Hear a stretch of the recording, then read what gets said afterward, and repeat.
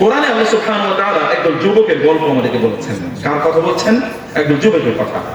এই যুবকদের কথা, এই যে যুবকরা ভালো করে শুনে, এরা তোমাদের গল্পে চলে এসেছি, ভালো করে শুনুন, আপনাদের কথা বলছি। আল্লাহ তাআলা বলছেন, إنه من فتية أم حسبت أن أصحاب الكهف والرقيم كانوا من آياتنا عجبا إذ أوى الفتية إلى الكهف فقالوا ربنا آتنا من لدنك رحمة وهيئ لنا من أمرنا رشدا। একজন যুবক তারা ঈমান আনয়নের কারণে সমাজের প্রভাবশালীরা, প্রতিপত্তিশালীরা, ব্যবসায়ীরা এবং সমাজের রাজনীতিবিদরা অথবা সমাজের যারা দুষ্ট চক্র, যারা সমাজকে লুটে পুটে খায়, এরকম লোকেরা এদের বিরোধিতা করা শুরু করলো। তোমরা আবার মুসলমান, তোমরা আবার নামাজ পড়ো, তোমরা আবার দ্বীনের কথা বলো, তোমরা আবার আল্লাহর ইবাদতের কথা বলো, তোমরা আবার হারামের কথা বলো, হালাল এর কথা বলো, হারাম থেকে মানুষকে নিষেধ করো, তোমরা এরকম আকাম কুকাম আমরা কই রেখে সমাজে ভালোভাবে থাকছি, তোমরা এগুলো বিরোধিতা করো, তোমাদেরকে সমাজে থাকতে দেয়া যাবে না। বুঝেন নাই? এতদিন পর্যন্ত সবচেয়ে জুলুম এবং অত্যাচার শিকার হয়েছে কারা? নাস্তিকরা, তাই তো? বুঝেন নাই কথা? আমাদের এই দেশেও এত বছর পর্যন্ত জুলুমের শিকার কারা হয়েছে? নাস্তিকরা, হিন্দুরা, বৌদ্ধরা, খ্রিস্টানরা। কারা? যারা দিন প্র্যাকটিস করেছে তারা। এই যে ইয়াং পোলাপান নামাজ পড়তে গেলে সকালবেলা, এরপরে আর 12 বছর পূজা পাওয়া যায় এখানে, এরপরে তার হঠাৎ করে দেখতে গেল কোথাও জঙ্গি আস্তানা থেকে তার লাশ খুঁজে পাওয়া যাচ্ছে। হয় না এরকম? কারণ وما نقموا منهم إلا أن يؤمنوا بالله العزيز الحميد الذي له ملك السماوات والأرض والله على كل شيء شهيد। লোকেরা ঈমান আনার কারণে তাদের উপর জুলুম অত্যাচার হয়েছে, যুগ যুগ ধরে হয়েছে, যুগ যুগ ধরে। ইয়াংরা টার্গেট, কারণ ইয়াংরা যদি জেগে যায় তাহলে কোন জালিমের কোন স্থান কোথাও হয় না, জালিমদেরকে পালিয়ে যেতে হয় নাকি? বুঝেন না আপনার কথা? যদি যুবকরা জাগে তাহলে কোন জালিম কোথাও থাকতে পারে না। মুসা আলাইহিস সালাতু ওয়াস সালাম আল্লাহ তাআলা বলেন, ইযহাবা ইলা ফিরআউনা ইন্নাহু তাগা ফাকুলা লাহু কাওলান লাইয়িনান লাআল্লাহু ইয়াতাযাক্কারু আও ইয়াখশা। মুসাকে বলেন, মুসা যাও তুমি এবং তোমার ভাই ফিরআউনের কাছে যাও এবং গিয়ে সেখানে কোমল কণ্ঠে বলো যে আল্লাহ তাআলা আমাদেরকে পাঠিয়েছেন যেন আপনাকে আল্লাহর ইবাদতের জন্য রাখি এবং বনী ইসরাইলকে মুক্ত করে দেন, তাদের উপর জুলুম করবেন না। তারা বললেন, রব্বানা ইন্নানা নাখাফু আন ইয়াফরুতা আলাইনা আও আন ইয়াতাগা ক্বালা লা তাখাফা ইন্নানী মা'কুমা আসমা'ু ওয়া আরা ফাতিয়াহু ফাকুলা ইন্না রাসূলা রাব্বিক ফাআরসিল মা'না বানী ইসরাঈলা ওয়া লা তু'আযিবহুম ক্বাদ জি'নাকা বিআয়াতিন মির রাব্বিক ওয়াসসালামু আলা মান ইত্তাবা'আল হুদা। ফিরআউনের কাছে গিয়ে মুসা আলাইহিস সালাম এবং হারুন এসে বললেন, আল্লাহ আমাদেরকে পাঠিয়েছেন, আমরা আপনার রবের পক্ষ থেকে রাসূল হিসেবে এসেছি, এই বনী ইসরাঈলকে মুক্ত করে দেন। কিন্তু আল্লাহ তাআলা এর কাছে মুসা এবং হারুন যাওয়ার আগে বললেন, আল্লাহ ফিরআউন আমাদের উপর জুলুম করবে, আমরা তো ভয় লাগে।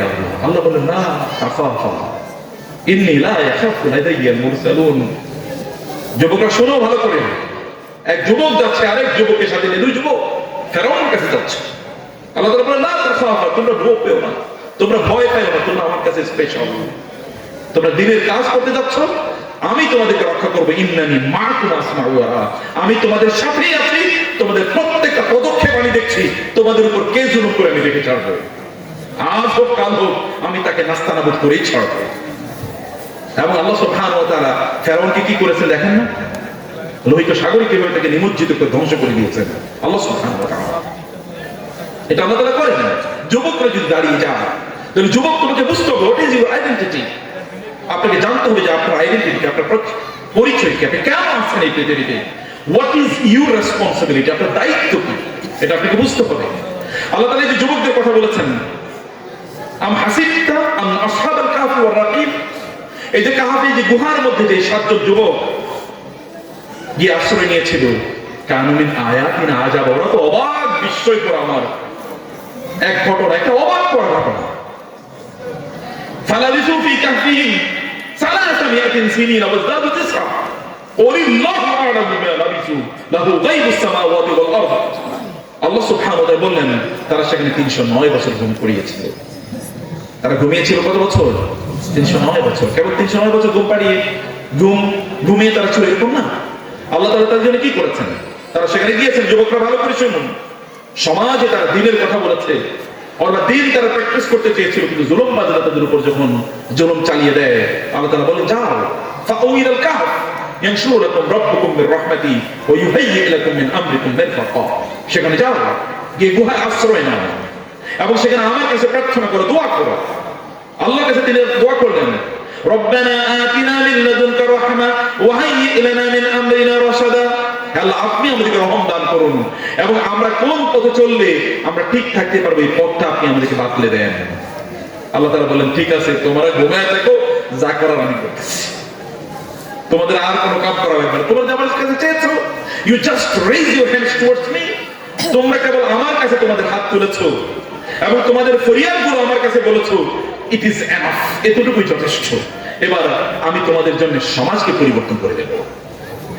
309 বছর পরে যখন তারা ঘুম থেকে উঠলেন, ঘুম থেকে উঠে দেখেন কি, قال قائل منهم كم لبثتم قالوا لبثنا يوما أو بعض يوم قالوا ربكم أعلم بما لبثتم فابعثوا أحدكم بورقكم هذه إلى المدينة فلينظر أيها أزكى طعاما فليأتكم برزق منه وليتلطف ولا يشعرن بكم أحدا।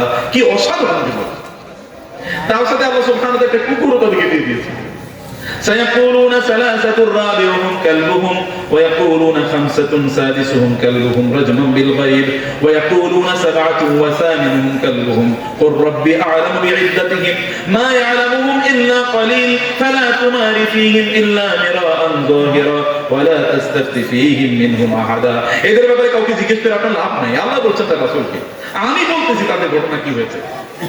তারা সেখানে প্রায় 309 বছর তারা ঘুমিয়েছিল। কেউ বলে তাদের সংখ্যা 3, চতুর্থটা ছিল কুকুর, কেউ বলে তাদের সংখ্যা 5, ষষ্ঠটা ছিল কুকুর, কেউ বলে তাদের সংখ্যা 7 আর অষ্টমটা ছিল কুকুর। আল্লাহ জানেন তাদের সংখ্যা কতটুকু, আল্লাহ ভালো জানেন। যেহেতু আল্লাহ সুবহানাহু ওয়া তাআলার জন্য, আল্লাহর দ্বীনকে বাঁচানোর জন্য, দ্বীনকে রক্ষা করার জন্য তারা দ্বীনকে প্র্যাকটিস করবে, এই প্র্যাকটিস তাদেরকে করতে দেয় না, এই কারণে তারা পাহাড়ে গুহায় গিয়ে আশ্রয় নিয়েছে।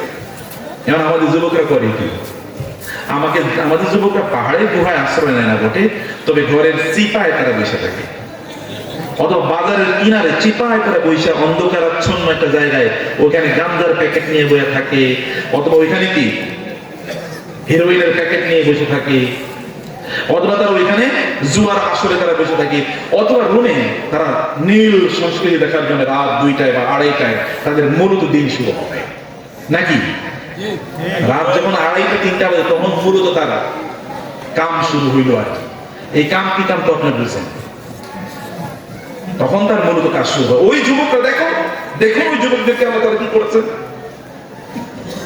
তারা তাদের ঈমানকে বাঁচানোর জন্য তারা চলে গেলেন পাহাড়ের গুহায় এবং সেখানে বললেন ওই যে আতাযালতুমুহুম ওয়া মা ইয়াবুদুনা ইল্লাল্লাহ ফাআউ ইলাল কাহফি ইয়ানশুরু লাকুম রাব্বুকুম মির রাহমাতিহি ওয়া ইউহাইয়্যি লাকুম মিন আমরিকুম মিরফাকা। আল্লাহ বললেন যুবকরা, যখন তোমাদের যেই সমাজে বা যেখানে আল্লাহর ইবাদত করা যায় না এরকম একটা জায়গা পরিত্যাগ করে যখন তোমরা একটা ভালো জায়গায় চলে গিয়েছিলে যেখানে তোমরা নির্জনে আল্লাহর ইবাদত করতে পারবে, আল্লাহ তাআলা তখন তার রহমতকে তোমাদের জন্য উন্মুক্ত অবারিত করে দিয়েছিলেন এবং আল্লাহ তাআলা তার পক্ষ থেকে তোমাদের জন্য সাপোর্ট স্টাফ তৈরি করে দিলেন। মেরফাক মানে হচ্ছে যে হেলান দেয়া, এটাকে বলে মেরফাক। আমরা একটু আরাম করে যখন বুঝি তখন কি করি, এই হেলান দিয়ে একটু বসি, তাই না? আল্লাহ বললেন ওদের গুহাকে ওদের জন্য বিশ্রামের জায়গা আমি তৈরি করে দিলাম, 5 স্টার হোটেল। গুহায় থাকে কি, এখানে তো পোকামাকড় থাকার কথা, কিন্তু আল্লাহ বললেন ওদের 5 স্টার হোটেল বলে দিয়েছে। কি অসাধারণ যুবক! যুবকরা যদি এখন জেগে যায়, এখন আল্লাহ সুবহানাহু ওয়া তাআলা আসহাবের কাহফের ঘটনাকে পুনরাবৃত্তি করে দিতে পারেন না? বিশ্বাস আছে কিনা? সে আল্লাহর কি ক্ষমতা একটু কমছে নাকি? একটু কমে না, তার ক্ষমতা বাড়েও না কমে, তার ক্ষমতা যা আছে তাই। মহান আল্লাহ সুবহানাহু ওয়া তাআলা তাদের গল্প আমাদেরকে বলছেন, ঘটনা আমাদেরকে বলছেন। ইন্নাহুম ফিতয়াতুন আমানু বিরাব্বিহিম। What was there quality? ইন্নাহুম ফিতয়াতুন, তারা ছিল টকবগি যুবক, তারা ছিল টকবগি যুবক। এখন যুবক মানে কি, যৌবন মানে কি? এখন তো আপনাদের আমাদের যে বাবা মারা বলবে এখনো পোলাপেন মানুষ, এখনো বয়স হয় নাই, বিয়ে করে গেলে এখনই বাচ্চা হবে, এখনো বয়স হয়নি, আছে কিনা এরকম? এখনো ঘুম থেকে উঠে না, এক রাত একটু ঘুমা, এখনো বয়স হয় নাই। আল্লাহ তাআলা বলছেন এরা ফিতয়াতুন, ফিতয়াতুন মানে মাত্র যুবক হয়েছে, মাত্র যৌবনে তারা পৌঁছেছে। বয়স কত? 12-13-14। ولما بلغ أشده آتيناه حكما وعلما فلما بلغ معه السعي قال يا بني إني أرى في المنام أني أذبحك فانظر ماذا ترى। আরেক যুবককে তার বাবা বলছেন মাত্র যখন দৌড়াদৌড়ি বয়সে পৌঁছেছে, বয়স কত? 11-12। বাবা আমি তো স্বপ্নে দেখেছি আমি তোমাকে জবাই করছি আল্লাহর রাস্তায়। এই যুবক, আমি যুবক, এই যে এখানে অধিকাংশ কিন্তু ওই বয়সের চেয়ে বেশি। এর বলে ইয়া আবাতি ফাল মা তুমরা সাতাজিদুনি ইনশাআল্লাহ মিনাস সাবিরিন। বাবা আপনাকে আল্লাহ যা বলেছেন আপনি তাই করেন, আপনি দেখবেন আমি পরম ধৈর্যশীল। সুবহানাল্লাহ। এরকম যুবকদের গল্প দিয়ে কোরআন ভর্তি, এরকম যুবকদের গল্প দিয়ে কোরআন ভর্তি করে দিয়েছেন। কারণ যুবকদের মাধ্যমে ইসলাম প্রতিষ্ঠিত হয়েছে, প্রচারিত হয়েছে এবং কিয়ামত পর্যন্ত প্রচারিত হবে ইনশাআল্লাহ। যুবকদের মধ্যে, এই কারণে যুবকদের কথা আল্লাহ তাআলা বললেন ইন্নাহুম ফিতয়াতুন, এরা যুবক, এদের পরিণত বয়সে তারা পৌঁছেছে। বালেগ হয়েছে, বালেগ কেমন হবে এটা আপনারা বুঝেন। ছেলেরা বালেগ কিভাবে হয়, মেয়েরা বালেগ কিভাবে হয়। এবং অনেক সময় এখন থেকে যে মুরব্বীরা আছেন জিজ্ঞেস করেন না মেয়েদের বিয়ে হয়েছে বাংলাদেশে কয় বছর? আমার মায়ের তো বিয়ে হয়েছে 11 বছর বয়সে, 11-12-13 বছর বয়সে বিয়ে হয়েছে। আমরা বন্ধুরা আমি দেখেছি বিয়ে হয়েছে, কারো কারো বিয়ে হয়েছে 12-13-14 বছর বয়সে বিয়ে হয়েছে। আর এখন তো আমরা মনে করি 25 বছর, মাত্র এখনো বাচ্চা, মাটির নিচে দিয়ে হাঁটে। এর মধ্যে কিন্তু আরো 8-10 জনের সাথে তার কি চলা ঘোরাফেরা শেষ। লিটনের ফ্ল্যাটে, মাঠে ঘাটে, খাটে, লিটনের ফ্ল্যাটে, বিভিন্ন জায়গায় ঘোরা শেষ। এরপরেও কি আমরা এখনো বাচ্চা মানুষ। শুধু বিয়ের ক্ষেত্রে বাচ্চা, আর আকামের ক্ষেত্রে কি পুরাই পাকা। এটা সমাজের দায়, আমাদের দায়, আমরা এরকম করছি। আপনি নিজেই আপনার সন্তানকে এখন ট্রিট করে না, তুমি এখন যৌবনে পদার্পণ করেছো, তুমি এখন রেসপন্সিবল, তোমাকে এখন দায়িত্ব নিয়ে কাজ করতে হবে। আসলে কাহাবের গল্প দেখো, সমাজে তারা টিকতে পারে না, এই কারণে তাদের দিনকে, ঈমানকে বাঁচানোর জন্য পাহাড়ে গিয়ে আশ্রয় নিয়েছে, গুহায় নিয়ে আশ্রয় নিয়েছে। আর আমাদের যুবকরা কোথায় গিয়ে তারা আশ্রয় নেয়? কোথায় সিনেমা হয়েছে? আজকে এখানে মাহফিলে কয়জন যুবক আছে যদি যাত্রা পাল অথবা সিনেমা অথবা যদি এখানে ক্রিকেট খেলাই হইতো, তাইলে তো দেখতেন এখানে মারামারি লাগতো, দেখলেন এখানে মারামারি লাগতো। সেদিন আমি দেখলাম চিটাগং এর কোথায় যেন অনেক গায়ক এসছে, কোন দেশ থেকে যেন না, ঢাকা শহরেই। তো এখানে ক্রিকেট যা দিয়ে দেখাচ্ছে লোক বেশি, কয়েক গুণ অথবা 10, 15, 20, 30, 40 গুণ বেশি। অথবা ভাঙ্গে ছেড়ে তার পয়সা ঢুকে গেছে গান শোনার জন্য। আবার আইয়ামে জাহিলিয়াত, বাংলাদেশে একটা আইয়ামে জাহিলিয়াত ছিল না? বাংলাদেশে আইয়ামে জাহিলিয়াত ছিল কিনা? আইয়ামে জাহিলিয়াতের সময় এক মন্ত্রী এইরকম ফ্লোরে বৈশা, মাটির উপরে বৈশা, কোন এক নায়িকা বা গায়িকা এসেছিল তার গান শোনার জন্য মাটিতে বৈশা তারপরে গান শুনছে। আইয়ামে জাহিলিয়াত এরকম তো হয়েছে। আমরা তো এগুলোর মধ্যেই ছিলাম, এগুলো এখন আছে যুবকদের জন্য আদর্শ এগুলো। অথচ আসহাবে কাহফের গল্প দেখেন, তাদের ঈমানকে বাঁচানোর জন্য কোথায় পালিয়ে গেছে। এবং আল্লাহ তাআলা বললেন তোমরা ওইখানে যাও, ইয়ানশুর লাকুম রাব্বুকুম মির রাহমাতি, তোমাদের রব তার রহমতকে তোমাদের জন্য বিস্তৃত করে দেবেন, উন্মুক্ত করে দেবেন, অবারিত করে দেবেন। এটা তোমাদের জন্য তিনি তোমাদেরকে এই রহমত দিয়ে ভাসিয়ে দেবেন আল্লাহ তাআলা।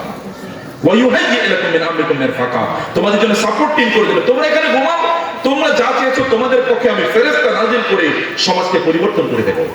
309 বছর ঘুম থেকে উঠার পর তারা বলে ওইখানে যখন তারা ঘুমাচ্ছে তাদের কুকুর কিন্তু ওয়াকাল বুহুম বাসাতুন যিরাইহিল ওয়াসি লাউ ইত্তালাতা আলাইহিম লাওয়াল্লাইতা মিনহুম ফিরারা ওয়া লা মুরিদতা মিনহুম রুবা। আল্লাহ তাআলা বললেন আমি এমন ভাবে তাদেরকে ওইখানে জীবিত রেখেছিলাম, আপনি একটু উকি মেরে দেখলে আপনি ভয় পেয়ে যেতেন। আমি এভাবে তাদেরকে জীবিত রেখেছি ওখানে। ওয়া নুকাল্লিবুহুম যাতাল ইয়ামিন ওয়া যাতাশ শিমাল, আমি তাকে একবার ডান দিকে তারা ঘুরে, একবার বাম দিকে ঘুরে। কারণ একদিকে যদি ঘুরে শুয়ে থাকে 309 বছর, তাইলে এই অবস্থা থাকবে না, কিন্তু প্যারালাইজড হয়ে যাবে, পোকায় ধরে, কিছুক্ষণ এই মুখী কিছুক্ষণ এই মুখী।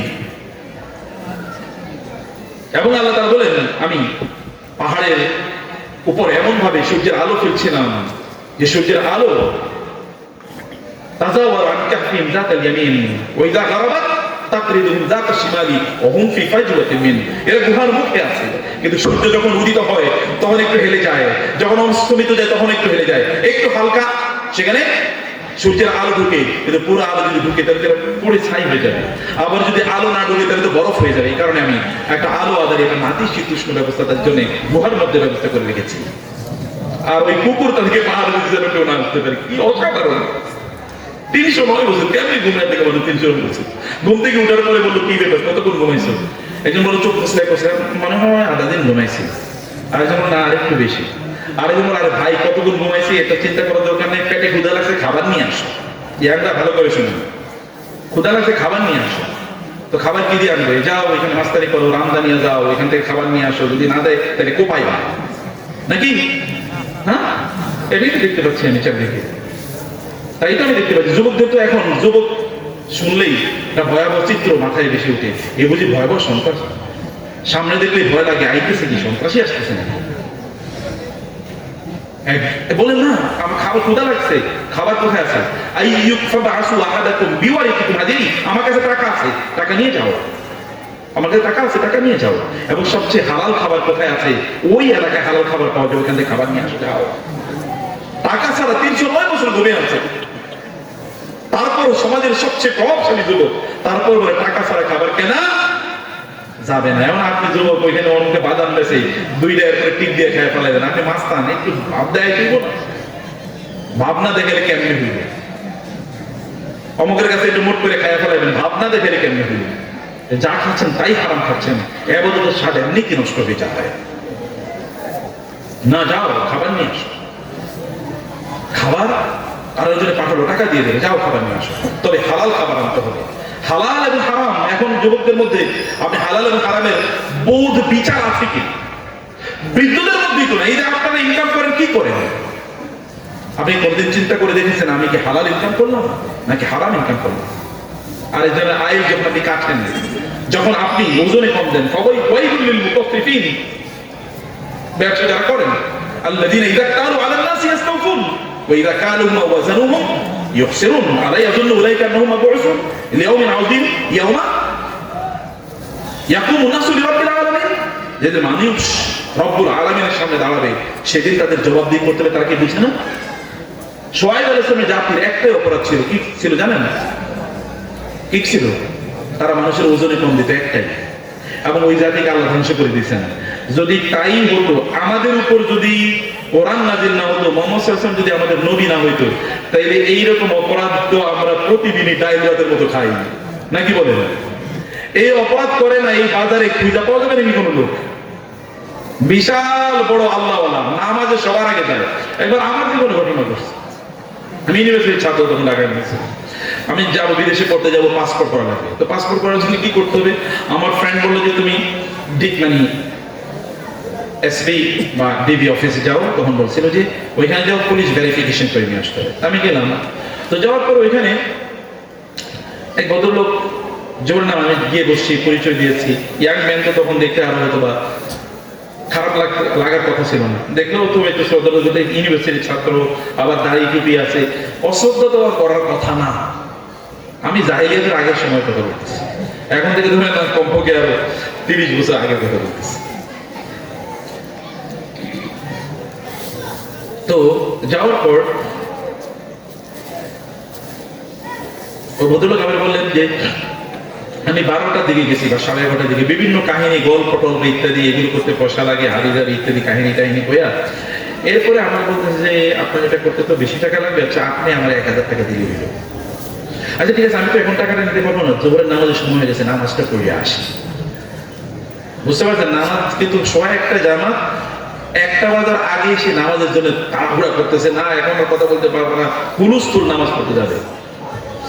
তো আমি ভাবলাম এত আল্লাহ মানুষ, যেহেতু দেখি আসমান থেকে নাই না এসে ফেরেছে, এমন একটা ভাব। আমারই দেখে মাত্র 1000 টাকা নেবে, বুঝলেন নাই? 30 বছর আগে পুলিশ ভেরিফিকেশন। তারপরে আমি নামাজ পড়ে এসে, এবং নামাজ 1:15 প্রায় আসছে 2টায়। বললাম করছেন কি? বলে নামাজের পরে তাসবিহ তাহলিল আছে না? তাসবিহ তাহলিল আছে তো, এগুলো কইরা আসার পর এরপর আমার কাছে 1000 টাকা নিলাম। আমি তো খুবই খুশি যে আজকে জিতে গেছি।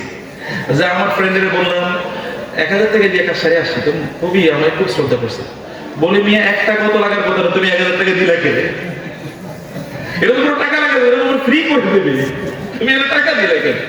আমি বললাম আরে সুবহানাল্লাহ, তুই দেখি সাক্ষাৎ শয়তান। আমি ভাবছি ফেরেশতা, এখন দেখি কি অভাব নাই। অনেক লোক তারা কি করে, তাদের দাড়ি টুপি ইত্যাদি হলো আমার মতো এরকম সুন্দর জামা কাপড় পরেছে কেবল ধোকা দেওয়ার জন্য। আল্লাহ রাসূল সাল্লাল্লাহু আলাইহি ওয়াসাল্লাম বলেছেন তারা কি করেছে, ইয়াবিউ দীনাহুম বিআরাদিন মিনাদ দুনিয়া, তারা দিন বিক্রি করে দেয় দুনিয়ার বিনিময়ে। দুনিয়ার বিনিময়ে তারা দিনকে বিক্রি করে দিয়েছে। এরকম লোক আছে, অসংখ্য লোক আছে, লোকেরা এরকম করে। কিন্তু এরা দেখেন আল্লাহ সুবহানাহু ওয়া তাআলা অতীতের জাতিপুঞ্জের যত অপরাধের কথা বলেছেন সব অপরাধ আমাদের মাঝে আছে। অতীতের জাতিপুঞ্জকে যে কারণে ধ্বংস করে দিয়েছেন ওই সকল কারণ আমাদের মাঝে আছে, কিন্তু তারপর আল্লাহ ধ্বংস করেন না, অনুগ্রহ করেন, আমাদেরকে ধ্বংস করেন নাই। সম্মানিত ভাইরা, আপনি ইনকাম যদি হালাল না করেন, এই যে কষ্ট করছেন বৃদ্ধরা, এই যে দোকানদারি করছেন, সারাদিন দায়িত্ব রাখতেছেন কি করার জন্য, আয় ইনকাম করবেন, পোলা পাইনে খাওয়াবেন, দিন শেষে দেখে গেল পোলা পাইনে একটু আপনার কথা শুনে না। মেয়ে চলে গেছে এক ছেলের হাত ধরে, ছেলে নিয়ে গেছে আরেক মেয়ের ভাইগা, এরপরে আর কেউ আপনার কথা শুনে না। আপনি আগেও কষ্ট করছেন, পরেও কষ্ট করতেছেন। দোষ তো আপনার, জুলুম করছেন আপনার নিজের উপর, আপনার নিজের উপর আপনি জুলুম করেছেন। আপনি যদি নবী রাসূলদের স্টাইলে জীবন যাপন করতেন তাহলে আল্লাহ সুবহানাহু ওয়া তাআলা যেমনি ভাবে জাকারিয়া রাসূল বলেছিলেন, ইয়া জাকারিয়া ইন্না নুবাশশিরুকা বিগুলামিন ইসমুহু ইয়াহইয়া লাম নাজআল লাহু মিন ক্বাবলু সামিয়া ক্বালা রাব্বি আন্না ইয়াকুনু লি গুলামুন ওয়া কানাত ইমরাআতি আকিরা ওয়া ক্বাদ বালাগতু মিনাল কিবারি ইতিয়া ক্বালা কাযালিকা ক্বালা রাব্বুকা হুয়া আলাইয়া হায়্যিন ওয়া ক্বাদ খালাকতুকা মিন ক্বাবলু ওয়া লাম তাকু শাইআ ক্বালা রাব্বি ইজআল লি আয়া ক্বালা আয়াতুকা আল্লা তুকাল্লিমান নাস সালাসা ليال سويا فخرج على قومه من المحراب فأوحى إليهم أن سبحوا بكرة وعشيا يا يحيى خذ الكتاب بقوة وآتيناه الحكم صبيا وحنانا من لدنا وزكاة وكان تقيا وبرا بوالديه ولم يجعله جبارا عصيا وسلام عليه يوم ولد ويوم يموت ويوم يبعث حيا। আল্লাহ তাআলা বললেন জাকারিয়া বৃদ্ধ জাকারিয়া আমাকে বলেন, আল্লাহ আমার একটা সন্তান দাও, আল্লাহ তুমি আমার এরকম একা ফালিয়া রাখো না, আল্লাহ আমার মৃত্যুর পর আমি যে দিন মানুষের কাছে প্রচার করছিলাম এই দিন প্রচার করবে কে, একটা সন্তান আমার দাও। আল্লাহ বললেন জাকারিয়া দাও, তোমার সন্তান দিলাম, তার নাম হবে ইয়াহইয়া। বলে আল্লাহ আমার সন্তান হবে, আমি না বৃদ্ধ, আমার স্ত্রীর না বন্ধা, আমি নাকি চুল দাড়ি সব থেকে গেছে। আল্লাহ বলে না, আমি তো তোমার এইভাবেই বানাচ্ছি, আমার বানানোর জন্য কাউকে জিজ্ঞেস করা লাগে না, আমি যে সন্তান তোমাকে দেব সন্তানের নামও আমি রেখে দিলাম, তার নাম হলো কি ইয়াহইয়া। এবং ইয়াহইয়ার বৈশিষ্ট্য আল্লাহ তাআলা বললেন ওয়া হানানান মিন লাদুন্না ওয়া যাকাতান ওয়া কানা তাকিয়া, সে থাকবে প্রেমময়, মানুষকে ভালোবাসবে, বাবা মাকে ভালোবাসবে, এবং আল্লাহ আরো বলেন ওয়া বাররাম বিওয়ালিদাইহি, পিতামাতার প্রতি প্রচন্ড অনুগত থাকবে। কি থাকবে? প্রচন্ড অনুগত। সন্তানকে আল্লাহকে চিনিয়ে দেন, এই সন্তান জীবনে আপনার চোখের দিকে তাকিয়ে কথা বলবে না কোনদিন, চোখের দিকে তাকিয়ে কথা বলে। আমি আমার বয়স যখন হয়েছে তখন থেকে আমার মায়ের চেহারার দিকে তাকিয়ে চোখ রাঙিয়ে কথা বলেছি, আল্লাহ সাক্ষী এরকম করে রেকর্ড নাই। এবং এটা কোনোদিন করা সম্ভব, কোনদিন করা সম্ভব না। আলেমদেরকে জিজ্ঞেস করে দেখেন বাবা মার চেহারার দিকে তাকিয়ে কথা বলে কিনা কেউ। ঈসা আলাইহিস সালাম আল্লাহ তাআলা কি বলেছেন, وبرا بوالدتي ولم يجعلني جبارا شقيا والسلام علي يوم ولدت ويوم اموت ويوم ابعث حيا وبرا بوالدتي, আল্লাহ আমাকে এমন ভাবে সৃষ্টি করেছেন যেন আমার মায়ের প্রতি আমি অনুরক্ত থাকি, অনুগত থাকি, কারণ আমার তো বাবা নাই, আমার মাই আমার সব, আমার মায়ের প্রতি যেন আমি অনুগত থাকি। আল্লাহ আমাকে সৃষ্টি করছেন এইভাবে। আল্লাহর সাথে কম্প্রোমাইজ করলেন, হারাম খাওয়াবেন আর সন্তানরা একেবারে আপনার প্রতি অনুগত থাকবে, আপনার চোখের মনে হবে, আপনার অন্তর কি শীতলকারী হবে, চক্ষু কি শীতলকারী হবে, তাকাইলে আপনার মন ভালো হয়ে যাবে, এই ছেলেটা দিনদার আল্লাহ হবে, এটা কোনোদিন হবে না। হালাল খাওয়ান, কার পিছনে কেন করছেন? সন্তানরা কেন বিমুখ হয়ে যাচ্ছে, কেন তারা খারাপ হয়ে যাচ্ছে? এটা আমাদের দ্বারা। এই সন্তানগুলো তো হাল আতা আলাল ইনসানি হিরুন মিনাদ দাহরি লাম ইয়াকুন শাইআন মাযকুরা ইন্না খালাকনাল ইনসানা মিন নুতফাতিন আমশাজিন নাবতালিহি ফাজআলনাহু সামিআন বাসীরা ইন্না হাদাইনাহুস সাবিলা ইম্মা শাকিরান ওয়া ইম্মা কাফুরা। আল্লাহ সুবহানাহু ওয়া তাআলা আপনার সন্তানকে খুবই পবিত্র হিসেবে বানিয়েছেন, সৃষ্টি করেছেন। একে অপবিত্র করা, একে খারাপ বানানোর কাজ আপনি করেছেন, হারাম খাওয়া, হারাম পথে পরিচালনা করে, এটা আপনি করেছেন। তাকে আপনি জীবনে পারপাস দেন না, লক্ষ্য দেন না, উদ্দেশ্য দেন না, কেন সে পৃথিবীতে উঠবে এটা আপনি তাকে বলেন নাই। রিজিকের মালিক কে? রিজিক কে দিয়েছেন? আল্লাহ লা তাকতুলু আওলাদাকুম খাশিয়াতা ইমলাক নাহনু নারযুকুকুম ওয়া ইয়্যাহুম নাহনু নারযুকুহুম ওয়া ইয়্যাহুম। রিজিক আমি তোমাদেরকে দেই, তোমাদের রিজিক আমি দেই, তোমাদের সন্তানদের রিজিক আমি দেই। তাহলে তুমি হারাম পথে কেন তোমার নিজকে ইয়ে করো? প্রিয় ভাইরা, যুবকরা, তোমাদেরকে আপনাদের উদ্দেশ্যে কয়েকটি কথা বলে এরপর আমি আলোচনা শেষ করে দিই।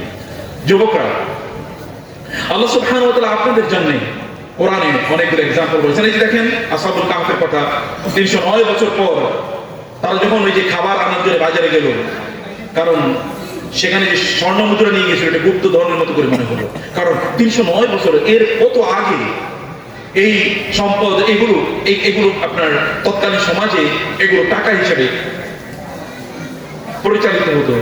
কিন্তু হঠাৎ করে এটা কোথেকে আসলো? লোকেরা তাকে জিজ্ঞেস করলো এবং তার মাধ্যমে তারা জানলো যে আমাদের তো 7 জন যুবক হারিয়ে গিয়েছিল, তাদেরকে তারা খুঁজে বের করলো। এই যুবকরা এবার সমাজে এসে দেখে কিছুই চিনতে পারে না। এর আগে লোকেরা মূর্তি পূজা করতো, এখন মূর্তি পূজা যে করে তাদের দিলে ফাঁসি দেওয়া হয়।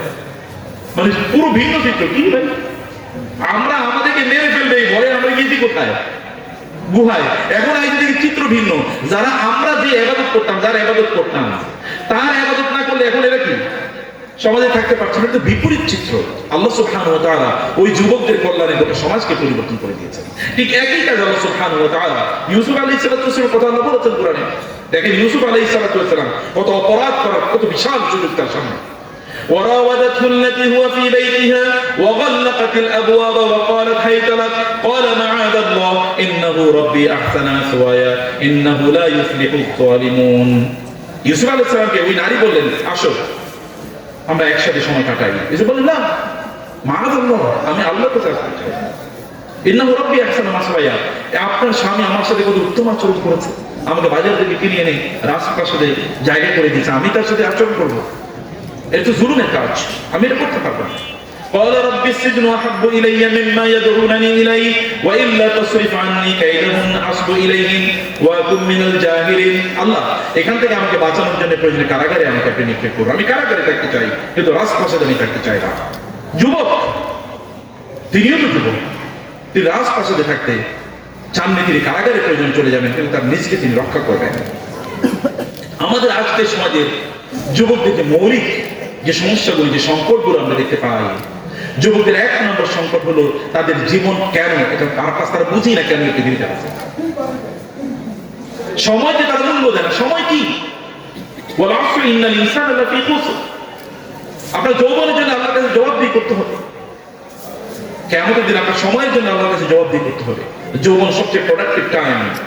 এখন যৌবন যার যুদ্ধে যাবার তার শ্রেষ্ঠ সময়, এখন যৌবন যার ইবাদত করার তার শ্রেষ্ঠ সময়। ওয়াশাবুন নাশাফি ইবাদাতিল্লাহ, যে যুবক আল্লাহর ইবাদতের সময় কাটিয়েছে, আল্লাহর ইবাদতে যে যুবক সময় কাটিয়েছে, যুবকদের প্রবলেম, সবচেয়ে বড় প্রবলেম হলো তারা বুঝেই না কেন আল্লাহ তাআলা তাদেরকে তৈরি করেছেন, কেন আল্লাহ তাদেরকে সৃষ্টি করেছেন, তাদের লক্ষ্য উদ্দেশ্য কোথায় তারা তাদের সময় কাটায়। আমরা মনে করি আমরা একটু সময় কাটানো, অনেক সময় করবো কি, এই জন্য সময় কাটাচ্ছি। কিভাবে আপনি সময় কাটান? Your time is your life. আপনার সময় হচ্ছে এখন যৌবনে আপনি যা করবেন আপনার বার্ধক্যে গিয়ে সেটার ফসল আপনি খাবেন। আমি এমন বহু বৃদ্ধকে দেখেছি, আমার নিজের চোখে দেখেছি, এমন অনেক বৃদ্ধকে রাত ভর ইবাদত করতে, এত লম্বা সময় ধরে তাহাজ্জুদে নামাজ আদায় করতে। আমার এক দেখা ছিল এত লম্বা সময় ধরে তাহাজ্জুদে নামাজ আদায় করতো, এত লম্বা সময় ধরে। আমি জানতে চাইলাম কেমনে পারলো? আমি যুবক মানুষ তখন, আমি এখন থেকে কমপক্ষে 20 বছর আগের কথা বলছি। এত ইবাদত কেমনে করে, এত লম্বা সময় ধরে, রাতে 2টা থেকে শুরু করে ফজর পর্যন্ত তাহাজ্জুদে নামাজ পড়তে, লম্বা সূরা তেলাওয়াত, মাত্র পড়ছে ক্লাস 4-5 পর্যন্ত। আমি জিজ্ঞেস করলাম, জানার চেষ্টা করলাম, শুনলাম যৌবনে তার সময়টা আল্লাহর ইবাদতে কাটিয়েছে, এই কারণে বার্ধক্যকে আল্লাহ সুবহানাহু ওয়া তাআলা তাকে শক্তি দিয়ে পূর্ণ করে দিয়েছে। যুবকরা যদি বার্ধক্যে শক্তিশালী হতে চাও, তাহলে যৌবনটাকে আল্লাহর সময় আল্লাহর জন্য কাটাও। আল্লাহ সুবহানাহু ওয়া তাআলা শক্তি দিয়ে ভরপুর করে দেবেন। যৌবনটাকে প্রোডাক্টিভলি কাটাতে হবে, যৌবনটাকে উত্তম ভাবে কাটাতে হবে, কল্যাণের মধ্যে যৌবনটাকে কাটাতে হবে, সময়টাকে উত্তম ভাবে কাটাও, আল্লাহর সাথে রিলেশন বাড়াও। রাতের বেলা তুমি এখন নামাজ পড়তে পারো, ইবাদত করতে পারো, তুমি আল্লাহকে দোয়া তুমি বলো, আল্লাহ তুমি আমাকে এটা দাও। তুমি তো আসহাবুল কাহফের উত্তরসূরি, তুমি তো ইউসুফের উত্তরসূরি, তুমি তো ইসমাঈলের উত্তরসূরি, তুমি তো ইব্রাহিমের উত্তরসূরি, যে ইব্রাহিম আলাইহিস সালাতু ওয়াস সালাম গোটা সমাজকে পরিবর্তন করে দিয়েছেন। ইয়া আবাতি লিমা তা'বুদু মা লা ইয়াসমাউ ওয়া লা ইউবসিরু ওয়া লা ইউগনি আনকা শাইআ। ইয়া আবাতি ইন্নী ক্বাদ জাআনি মিনাল ইলমি মা লাম ইয়াতিকা ফাত্তাবি'নি আহদিকা সিরাতান সাবিয়্যা ইয়া আবাতি ইন্নী আখাফু আন ইয়ামাসসাকা আযাবু মিনার রাহমান ফাতাকুনা লিশ-শাইতানি ওয়ালিয়্যা ইয়া আবাতি লা তা'বুদিশ শাইতান ইন্নাশ শাইতানা কানা লির-রাহমানি 'আসিয়্যা। বাবাকে বলছেন বাবা তুমি কিসের ইবাদত করে, এগুলো কথা শুনে না, ভালো এবং মন্দ কিছুই করতে পারবে, এগুলো কেন কথা শুনে দেখতে পারে। এবং ইব্রাহিমকে আল্লাহ তাআলা মুসলিম উম্মার বাবা বানিয়েছেন, পিতা। ওয়া সাম্মাকুমুল মুসলিমিন মিল্লাতা আবিকুম ইব্রাহিম, তোমাদের বাবার নাম হলো ইব্রাহিম। ইব্রাহিমকে আল্লাহ সুবহানাহু ওয়া তাআলা বাবা, মুসলিম উম্মার বাবা বানিয়েছেন, এবং তারপর সকল নবী এসে ইব্রাহিমের পরিবারে। এটা কারণ কি? কারণ ইব্রাহিম আলাইহিস সালাম যৌবনে তিনি আল্লাহর জন্য সময় কাটিয়েছেন। আপনি যৌবনে আল্লাহর জন্য সময় কাটান না। আপনার নবী যৌবনে তিনি কোথায় গিয়েছেন? হেরা গুহা থেকে তিনি আল্লাহর ইবাদত করেছেন। আল্লাহর ইবাদতের জন্য যৌবনটাকে কাজে লাগান, যৌবনটাকে হারাম কাজে ব্যবহার করবেন না। যুবকদের জন্য সবচেয়ে বড় প্রবলেম হারাম রিলেশন। যুবক এখন কি করছে? হারাম রিলেশনে তারা জড়িয়ে যাচ্ছে, সেটা বিভিন্ন ভাবে সোশ্যাল মিডিয়ার মাধ্যমে অথবা মোবাইল নেটওয়ার্কিং ইত্যাদির মাধ্যমে তারা হারাম রিলেশন জড়িয়ে যাচ্ছে। মনে রাখবে যুবক, মনে রাখবেন, আপনি যদি হারাম রিলেশনে এখন জড়িয়ে যান, আল্লাহ তাআলা আপনার বিবাহিত জীবনটাকে জাহান্নাম দিয়ে পূর্ণ করে দেবেন। বিবাহিত জীবনে কোনো সুখ থাকবে না। এই যে আমাদের মুরব্বীরা দেখেন, এখনো স্ত্রীদের দিকে তাকিয়ে তারা এখনো ঘন্টার পর ঘন্টা তাদের সাথে আড্ডা দিয়ে সময় কাটিয়ে দেন, মানে গল্প করে সময় কাটিয়ে দেন।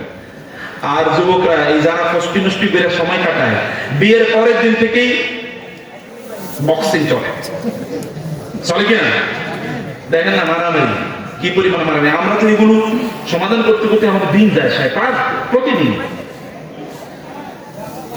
প্রতিদিন এমনকি এরকম মেসেজ আমাদের কাছে আসে যে এখনো তারা কি বিয়ে শাদী করে না, বিয়ে করবে এরকম আলোচনায় আছে।